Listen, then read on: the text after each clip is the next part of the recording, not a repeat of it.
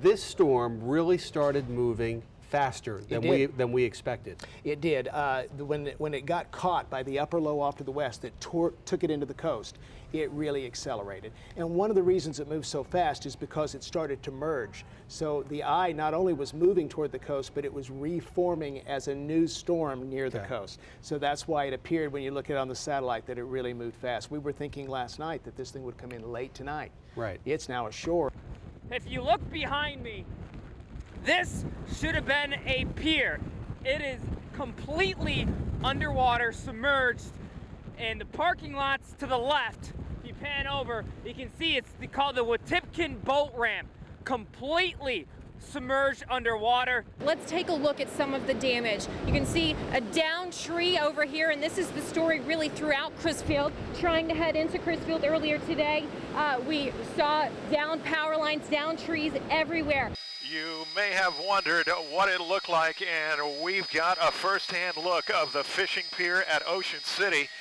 We can see that a good third of it has been washed out to sea. It's not even hanging on by a thread. I don't even see any debris out at sea, and it's not on shore. It must have been pulled out. And a lot of your focus, I'm sure, has been on the town. Any word on how the beach held up there? We haven't got a word yet. I have just placed a call to Mr. Hines, the refuge manager, to see if we could take a tour. All right. Well, we're above your town right now. And we're taking a live look here from Yeah, Chopper there 6. you go. It looks like a tree or a few trees fallen on a house here. A lot of damage like that around, Kayla? A lot of damage. I just passed an old-fashioned ice cream parlor, tree down on that as well. And again, Nassawanga Creek completely over its bank, so this roadway is very seriously flooded. And he's going through it. And this is exactly what safety officials recommend. Oh my goodness. And he's backing out, probably a good idea. The recommendation again, turn around, don't drown if you see standing water on the roadways, which of course is a really big problem as we're seeing in communities all across Delmarva. You have to keep in mind that if you're trying to get somewhere, water may be an obstacle. We are over Bradley on the Bay townhouse development on 3701 Coastal Highway, where crews are still battling this fire. We're going to zoom in. You can still see some flames peeking through the roof of that building. This building on screen right now seems to be sustaining most of the damage from the fire and receiving most of the attention from the crews. We're going to pull out. We've spotted well over a dozen emergency vehicles, and we have word that the first call came in just before 6 p.m. to the Ocean City Fire Department.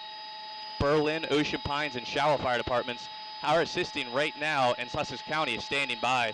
Topping our news tonight, Virginia State Police need your help tonight in stopping what's being deemed a serial arsonist in Accomack County. Now, since November 13th, police say 17 different fires have been set, more than 20 properties damaged, some of them even destroyed. Virginia State Police say someone is setting fire to abandoned properties all throughout the county since last week. The latest one happened last night in Melfa, making it the 18th fire since. WBOC's Aisha Khan was there today and spoke with people who say their town is too small and quiet to have something like this happen. The arsonist appears to be targeting abandoned buildings. As WBOC's Karina Paiza tells us, locals have their guard up and firefighters are working overtime. 20 fires in less than 2 weeks means fire trucks like these and equipment like this is getting used a lot more than normal lately, and firefighters here in Accomack County are on high alert. As WBOC's Tony Hurst reports, this arsonist may be getting bolder. Smoke and flames at this property in Sanford represent what Virginia State Police say is the 23rd case of arson in Accomack County. Breaking news this morning. Out of Accomack County, police confirm a 25th arson in 3 weeks in the county. They're now investigating if 2 structure fires last night are related to the recent string of arsons. To Accomack County now, where investigators are looking into the 3rd overnight fire this week, and it's the 30th overnight fire in a month. 32 overnight fires in a little more than a month. As Accomack County residents worry their homes could be next, safety concerns are rising. 36 fires in 40 days in Accomack County, and Virginia State Police are now saying they are all arson. Another fire in Accomack County last night brings the total number of arsons up to 37. Fire number 38 in Accomack County, and this time one man says a piece of history was destroyed. The Wicomico County Bureau of Investigation says Lyons shot and stabbed 3 women, one his pregnant girlfriend and her sister. The 17-year-old girl and 19-year-old woman are both in critical condition. Their 39-year-old mother was killed. Police say she was pronounced dead at PRMC. The 3 victims, as well as 3 younger children, managed to escape by climbing out of a second-story window. The children were not harmed. Lyons was caught in Cambridge around 12 noon this afternoon. Sheriff's deputies say they broke down the door of a home on Phillips Avenue to capture him. With Lyons now in custody, we can tell you a little bit more about the 19-year-old accused of this murder. WBOC's Karina Paiza is live tonight from the scene along Jersey Road. Now, Karina, we know Lyons is a 2011 graduate of Wicomico High School, played on the football and basketball teams, but almost everyone you talk to say he was popular and well-liked. Paul, those who knew Miles Lyons say that he had a bright future ahead of him. We spoke to one of his high school friends earlier today who says he's in shock and still just trying to make sense of it all. Miles Lyons was a respected athlete at Wicomico High School, where he played forward and center for the basketball team. Those who knew him say his involvement, according to police, in a homicide at this Salisbury home is totally out of character. He was an athlete. He really good at ball. He was supposed to go play ball for college. He was always funny, class clown. I never knew him as being somebody that could murder someone. Lyons is charged with first-degree murder and attempted murder. This is a walk we just got minutes ago. This is the Wicomico County Sheriff's Department. There is Miles Lyons being led by sheriff's deputies just a few minutes ago. He is currently being held at the Wicomico County Correctional Facility in Salisbury, facing 1 count of murder and 2 counts of attempted murder. 2 women, 2 rings. After more than 26 years together, Patty Verdon and Eileen Weaver of Dover said "I do" and got the legal recognition they've wanted as a couple. We actually did a holy union in Provincetown, Massachusetts, many years with another couple friends of ours out on the beach. But that was pretty much just a ceremony, a piece of paper. It didn't have any legality and it was kind of a souvenir, not anything but. This was Verdon back in December, the first to schedule a civil union ceremony in Kent County. Remember, WBOC is your home for tonight's election results coverage. Our crews are fanned out across the peninsula and across the region to get you the latest results and reaction. We've got Alice Bavis and Karen Campbell reporting on the Delaware governor and lieutenant governor's races from Wilmington. Across Chesapeake Bay, Paul Butler joins us, as we heard, from outside of Baltimore, from the Harris campaign with that first congressional district race in Maryland. Back in Delaware, Michael Leparty joins us from Lewis and Rehoboth with the latest on that state Senate race in District 6. It may be one of the closest races of the evening. Karina Paiza joins us from Cambridge with more on the same-sex marriage referendum. Kayla Ayers is in Georgetown with the latest on state Senate race 19. And welcome back, everybody, to our local continuing coverage of Campaign 2012. I'm Steve Hammond in our election headquarters here. As far as Delmarva is concerned, so far, no big surprise that President Obama has carried both Delaware and Maryland. Virginia is still a toss-up. Based on exit polls, Delaware Governor Jack Markell has been declared the winner. He will serve a 2nd term as governor of Delaware with an easy win over Jeff Craig, the small business owner in Newcastle County. Also from Delaware, based on exit polls, Delaware U.S. Senator Tom Carper will serve a 3rd term in the Senate. 65-year-old Carper with an easy win tonight over that feisty independent Alex Pires and Republican Kevin Wade. Another Senate race has been called based on exit polls. Ben Cardin will serve another term, his 2nd term in the Senate, that after 10 terms in the U.S. House.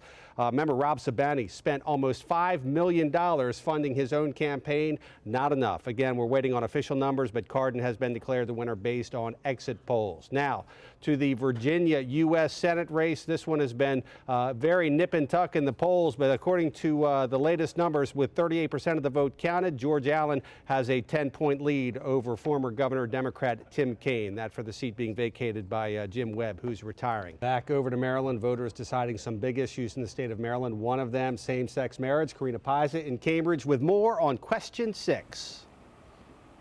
Well, Steve, we spoke with voters earlier today, and it was pretty much a dead even split, those for and against question 6, really mirroring what's happening statewide when you look at the latest polls. Now, everyone really keeping a close eye on what happens here because of the states nationwide in which same-sex marriage is currently legal. That happened through legislative action or a judicial ruling. So if this does pass in the state of Maryland, it would actually be the first time in our nation's history that same-sex marriage was legalized in a state through a referendum. WBOC is proud to present a special program looking back at an important chapter in Delmarva's past, to a time before the Civil Rights Movement, before Rosa Parks refused to give up her seat on a public bus, before Martin Luther King Jr. told the world about his dreams, a time when Delmarva suddenly found itself dealing with civil rights. 58 years ago, the U.S. Supreme Court made one of its most monumental decisions, Brown versus the Board of Education. And Delaware did play a significant role in the decision changing America's race relations forever. But those early days did not come easy. By the third day, the crowds began to build outside. I was just mad, I guess, that this was happening in 1954. Our parents had our back. They motivated us every morning. Don't quit, hang in there. You can do it. All in favor, say aye. Aye. Fueling the fire was this man, an anti-integrationist from across the bay. As long as we have the will of the majority of people with us that believe in separation of the races, we will win. Using a flatbed truck as his stage to spread his message. Tonight, we will look at the way we were then and the way we are now. A lesson. One many people may not have heard, a lesson that set the stage for equal education, and now desegregating Delaware. Aiming the camera at these birds is just as hard as taking them down. Luckily, we'll have plenty of more opportunities and chances to redeem ourselves.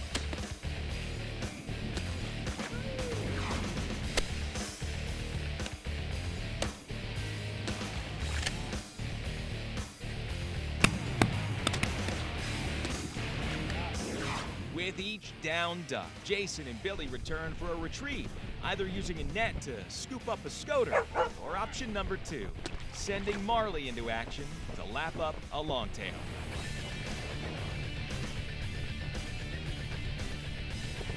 Nice work, boy. Hey, it's one thing to be a spectator here at the Delaware Swamp Stomp. I mean, there's plenty of people just watching it and having a lot of fun that way. But if you're really gonna get the full experience, I gotta try out at least one obstacle, right? Oh, awesome! Awesome! Everybody's got to do it! Everybody's got to do it! What's the noise? But with the finish line now in view, it's still not quite the end. A deep pit of mud still awaits these teams of thrill seekers, and as Mother Mud does everything she can to collect her victims along the way, teamwork and toughness have paid off as team after team crosses the finish line together, conquering the 2012 Delaware Swamp Stomp. The time was, if you stopped on the side of the road, people thought you were either broke down or up to something. Nowadays, you can just put your cell phone to your ear and folks will think you're just a good citizen. Why, you can even use that little bugger to take a picture and put it on the internet so people who are watching the sun come up can see it going down at the same time. Now, if that ain't progress, I don't know what is. I think photography has evolved more than most other technologies, but it's still nothing like the real thing. This one moment is as full of truth as all the pages of Steinbeck's Grapes of Wrath. Ancient windmills tell the tale of human lifetimes come and gone, and echoes of their lives are carried in the song of the creatures who now call their pastures home. Past and gone as surely as the leaves fall in their season. There's a great big world out there, just outside your automobile. Standing in the soybeans, this is Charles Paparella for WBOC News. There's always something going on at the Lily House. Actually, it all started with homeschooling. When Lisa Lilly had her first child, Monica, she wanted to do the best for her. Not the best she could, the best. 7 children later, the Lilly supper is a meal that everyone prepares.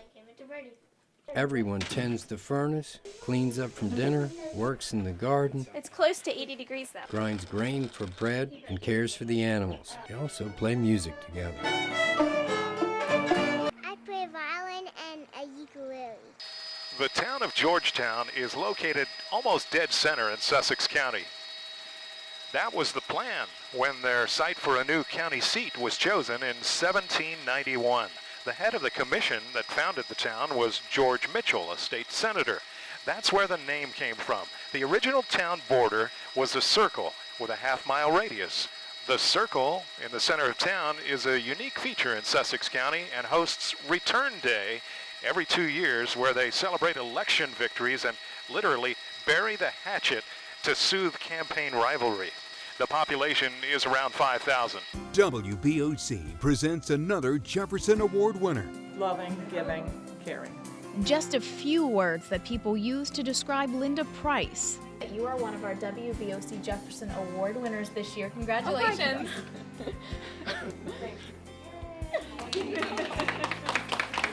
I just do what I do. You know, it's just a great feeling that I get for being able to do that. I've spent time volunteering myself, and I thought I did a lot of things, and then I met Linda. Linda helped turn her workplace, Fulton Bank in Georgetown, into a winter wonderland, a free event for kids to enjoy. The line kind of forms down the hallway. There's a lot of work that goes into it, but when you walk in the door and you see all those kids and they see Rudolph and they get so excited because, you know, everything's worth it. And we kind of want them to walk into Santa's workshop. Last year we had 400. They come in here and they get to see Santa and Mrs. Claus. There you go. What you want, baby, I got you. And then I realized that that's a truly selfless person. She gives of her time, her energy, her spirit.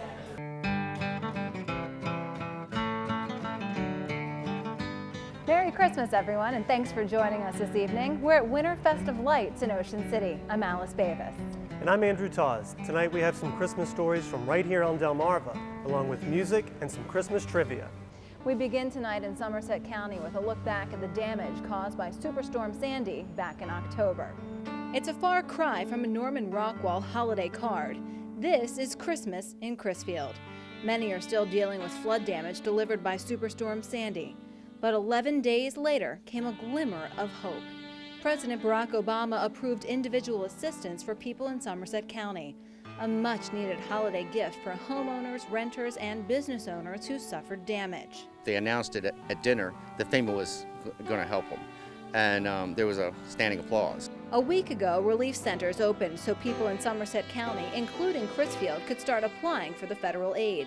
Many people say the help is nothing short of a Christmas miracle. I thank God for it because I think the whole community needed some help from FEMA. So that's all I can say. I just thank God. Well, we have wrapped up donations for Bless Our Children Challenge this year, and folks, we are happy to say thanks to you, and just look at this tree. We have surpassed our goal and have been able to help thousands of children on Delmarva have a very Merry Christmas. Now, we're still working on that total, but take a look. So far, we have raised an amazing, I mean an amazing, $203,000 for the Bless Our Children campaign this year, and that helped 12,000 children on Delmarva have a very merry holiday. Delmarva, thank you again for what you're doing and doing your part, and we hope that you had a Merry Christmas as well. Now, First at 5 on Fox 21. 2 aircraft go down on Delmarva. First, a military drone slams into a marsh near the Nanticoke River. Then a private plane lands hard and flips in a field near Delmar. Good evening, everybody. I'm Steve Hammond. Welcome to First at 5 on Fox 21. Tonight we have coverage of both of those crashes. Captain Willie Dykes is live in Chopper 16 with more on that drone crash today. And Fox 21's Karina Pies is live where that plane went down in Delmar. But first, let's send it to Captain Willie Dykes. Steve, right now the Navy has set up a 5-mile no-fly zone around the crash site. But earlier today, Chopper 16 was overhead. The unmanned naval aircraft crashed into this marshy area between Wicomico County and Dorchester County. No one was able to get close to the wreckage that was still burning. It's not far from the Nanticoke River. The Navy in Patuxent River Naval Air Station confirmed the Global Hawk was on a routine test maneuver when it went down shortly after noon today. Not long after we arrived, a Navy helicopter was spotted checking the scene for damage. And soon after, the Navy established the 5-mile safety zone around the crash site in Dorchester County. Construction projects are a common sight in the off-season in Ocean City. But down at the inlet, one job was way out of the ordinary. A helicopter crew from the Coast Guard Air Station in Elizabeth City, North Carolina, was tasked with replacing the navigation tower on the end of the inlet jetty. The old tower was swept away during Hurricane Irene last August. Their MH-60 Jayhawk helicopter picked up the 30-foot tower that weighs 3,300 pounds at the Ocean City Airport. Ground crewmen placed the cable from the tower onto a hook in the belly of the aircraft, and the pilot carefully stands it upright before lifting it off the ground. Getting the tower on site at the jetty could have been a logistical headache, but this way it's a quick 2 minutes in the air straight across Assateague Island. Out on the jetty's end, a crew is standing on the slippery rocks to guide the tower onto the pad. Precision teamwork, well-rehearsed communication, and a steady hand at the controls of the helicopter bring the legs of the structure into position. When it's all set, the cable's released and navigation safety just got a big lift. It was beautiful, absolutely fantastic, just gorgeous. Was amazing! And for people like Charlene Bierstow, the pony swim is worth the wait. We got here at 1:30. We were the first ones out. Charlene and her family drove from Bowie, Maryland to Chincoteague Island. They pitched a tent to beat the crowd. It's a Maryland horse-loving, fun family event. But for Missy Cunningham, it's a first-time experience. To watch the herd mentality and how they interact with each other. It's incredible. The Dew Tour is in full swing in Ocean City. Skateboarding, BMX, and a whole lot more. Chopper 16 caught some of the action from the air yesterday. Fox 21 Sports Director Scott Abraham is on the ground now checking out the action. And Steve, approximately 73,000 fans last year made their way to Ocean City for the Dew Tour. In fact, it was the highest attendance in the 7-year history of the tour. So basically, when they sat down last year to go over what their schedule would be, this was a no-brainer to return to Ocean City for another year. And this is the premier action sports tour in the world, folks. Let me tell you, what these athletes do on a daily basis is absolutely incredible. And speaking of incredible, joining me now is BMX superstar Steve McCann. And Steve, you've already had a big year this year, winning gold at the X Games. How do you think you're going to do here on the sandy beaches of OC? The goal is always to do the best you can possibly do and give the fans an amazing show. So, I'll definitely be doing everything I can. Now, I know you're competing in 2 events. You're the BMX Vert and the Mega 2.0, which is a brand new event to the Dew Tour. Talk about the differences between those events you're going to be in this weekend. It was a wild sight in Accomack County. A humpback whale found stranded on a beach near Wallops Island. Volunteers were hard at work to keep the stranded animal alive and safe. We're now joined on the phone by Linda Candler from the Virginia Aquarium. Thanks for joining us. Thank you. Well, first, the question everyone wants to know is the whale still alive? The decision was made to euthanize the whale. most of the time, there's a very good reason that these whales beach. They're very ill or they have some severe injury, and they cannot survive under their own weight or in the heat of the day. And so it's the most humane route to euthanize them. We're going to show you the Ocean City Boardwalk on this kind of February day. Take a look, pretty empty for the most part. Now imagine riding horses along the beach. Is it a good idea? We took the ferry over to Wildwood, New Jersey to meet Cece, Zeus, Duke, and Onyx. Cindy Maglio is their owner. Cindy says being out by the sea is calming for these horses. Riding in New Jersey, woods and stuff like that, but never on a beach. What does it feel like? It's the best feeling in the world. The mayor of this town is hot to trot on horseback riding on the beach and said why not this past year. Ernie Troiano says this new venture brings a romantic flavor to Wildwood. This is not something that's going to make an enormous amount of money. We're looking at just bringing people to our community. Mild winter weather has provided for some excellent riding this season. After permits may next come rentals for visitors to Wildwood, New Jersey. And now the town of Ocean City, Maryland is trying to follow in their footsteps. The concern in Ocean City is how much beach there is and if the horses will leave more than their hoof prints in the sand. Yes, we're talking horse manure. The 131-foot-tall rocket will be slowly rolled out of this building and over to the launch pad about a mile down the road. And like a giant erector set, it will slowly be raised to the vertical position. Antares is a two-stage rocket with international flavor. The lower stage rocket was built and designed in the Ukraine. The two engines are from the former Soviet Union. In this orbital sciences animation, soon after the launch, Stage 1 falls away. Stage 2 is a solid rocket fuel engine and eventually launches the Cygnus space vehicle into orbit. Inside that vehicle is a container that'll hold about 3,600 pounds of food, equipment, and supplies. The Cygnus will be controlled by an orbital team here on the ground. There's a team in our Dulles, Virginia facility that help fly that spacecraft to get to the space station, where they go through the docking sequence.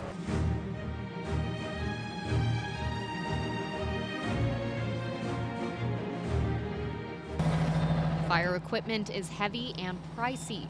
One full suit costs thousands of dollars. The faith these Seaford firefighters had in me was more substantial than the suit. They let me tag along for training at Delaware State Fire School in Georgetown. We started by observing a simulated house fire. The pile of hay burst into flames. Fire licked up the walls, curling at the ceiling, before these firefighters went to work. Then it was time for my literal baptism by fire. When I came close to losing my cool, these volunteers kept their heads. It's all part of their training, but affording the training and necessary firefighting equipment is expensive. In the past few years, fire companies have felt the pinch. It costs a lot to operate all this equipment, and then you constantly have to keep up with changing standards, and as a result, the cost never goes down. For the Seaford Volunteer Fire Department, this has meant cutting back on outside training. If you ever found yourself in need of a line, there was one person that could throw you one. Scorchy Taws caught up with him nearly 20 years ago. When anyone hollers rope man within earshot of Felton's Jim Tarbert, they quickly get his attention. That's what people usually refer to me as, the rope man. And if you find yourself within a rope's length of Jim Torbert today, rest assured that he still answers the call of Rope Man. Over this one, under that one. Yep, still at it. Put the second strand into that one. Finish this tuck. He can sell you rope, and he can splice it for you. I'm always twisting it, tightening as I go. Over one, under one. That is what I call the perfect splice. So perfect that it nearly put the Rope Man out of business. Boaters don't usually buy new rope unless a line breaks. And that is not a trait of the Rope Man's rope. I tried to do as good a job as I possibly could, and they still were holding up, so I kind of worked myself out of a job there. Every day, the sparks fly at Miller Metal Fabrication in Bridgeville. The company cuts, shapes, and drills metal parts for companies all around the world. Owner Marty Miller says it wasn't always that way. We were doing things the old way, which was done mainly by hand. We had shears, single head punches, drill presses. That was until 6 years ago when Miller embraced new technology. A $3.5 million investment has helped him compete and win globally.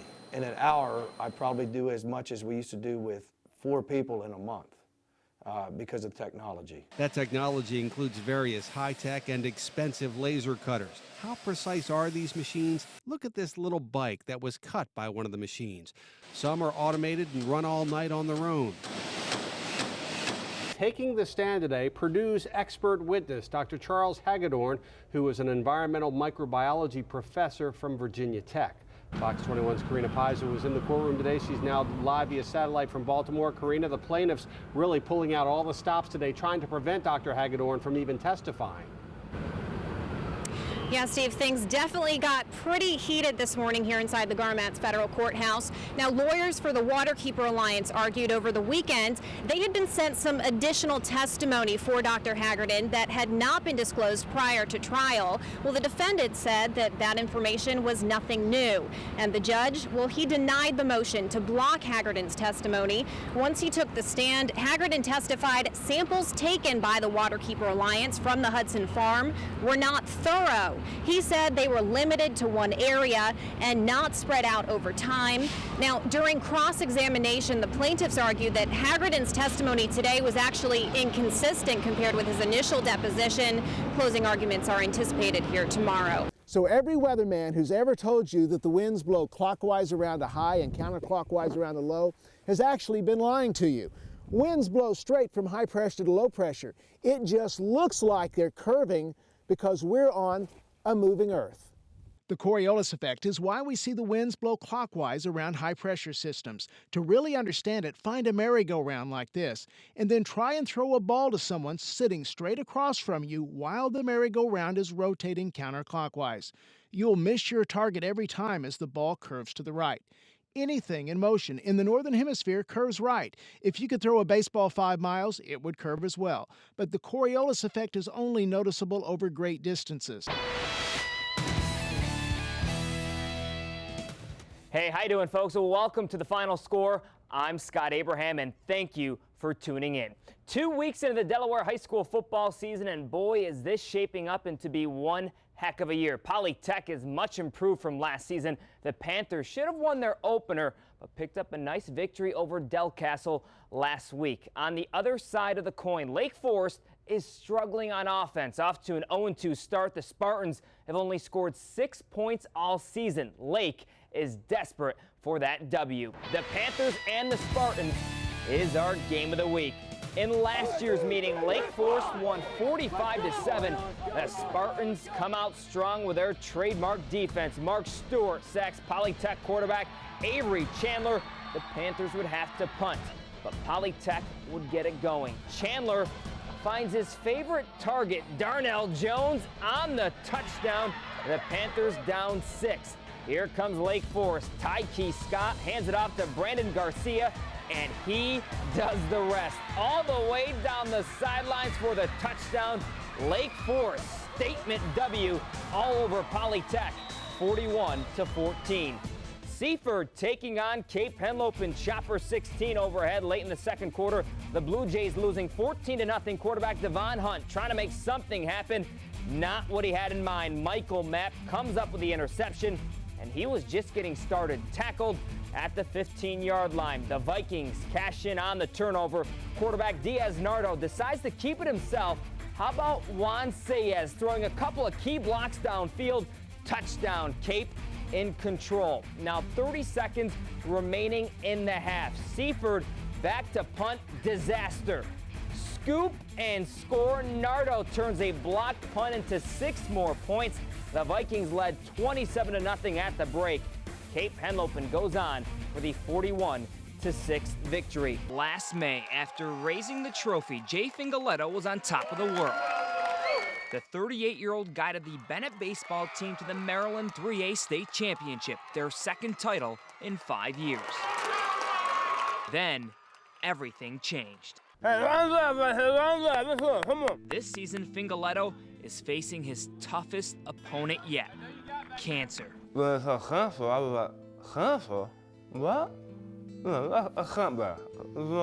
Jay has never smoked or used tobacco, but in June, Jay was diagnosed with squamous cell carcinoma. When the tumor was removed, the surgeon also took out the front 2/3 of his tongue. It's very difficult to talk. I know what I want to say, but if I don't have something to write it down, it's frustrating. Just a lack of communication. When not on the baseball diamond, he primarily communicates by a magnadoodle. Couple of adjectives of the message you're trying to relate to your team during this fight. Again, take a bad situation and turn it into something good. Kicking a football is an art form. If you hit the ball in the right spot, with the right force, you can make it do anything you want. Y High has had a lot of success with their kicking game this season, but their place kicker may not be who you think. Meet Rowan Reddish, a standout midfielder for the Indians girls soccer team. Her first time on the football field, though, she made quite the impression. Coach McGlinchey had asked, if anybody could kick. And I said, well, do you want to see power or do you want to see somebody who's going to make it? And he said, I want to see somebody who's going to make it. And Rowan was just a natural. Then Rowan got up and just started hitting them. She hit 10 in a row. They were high, they were perfect. I was like, wow. Rowan was offered these starting place kicking duties and accepted. I didn't really think about it too much. I didn't think it would actually happen until they put the shoulder pads on me.